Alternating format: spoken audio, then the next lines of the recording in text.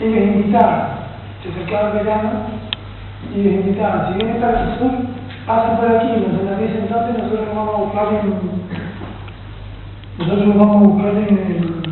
el Chiapas. Y por alguna educación, todos los santiaguinos les respondían, bueno, si ustedes vienen a Santiago, pasen por la casa también. Claro, de repente vamos a hacer el trámite de Santiago. Y un día, como a las 3 de la tarde, suena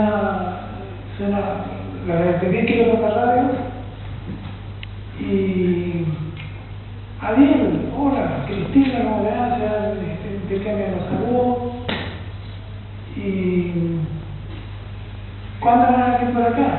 Si ya estamos aquí en Santiago. Ah, qué bueno, la Cristina es llamada Cristina Gay, escritora. Qué bueno. Vénganse para acá. Mira, indíquenos dónde están y yo, porque te viene a la cena, sé que viene a Lorenzo. Y entonces nosotros nos vamos guiando por la radio. No te preocupes, si ya estamos aquí.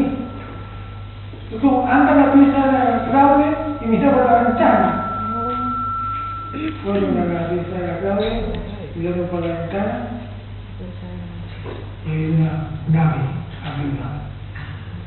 A eso se refieren. Sienta que es la nave que veo Francisco. Ya, eso lo vio todo Santiago. Uy, ¿qué pasó? Eso lo vio todo Santiago. Esa. Lima. No. Esa nave. Sí, esa nada, esa es la fotografía del telescopio. Pero mientras, quiero hacer una cosa,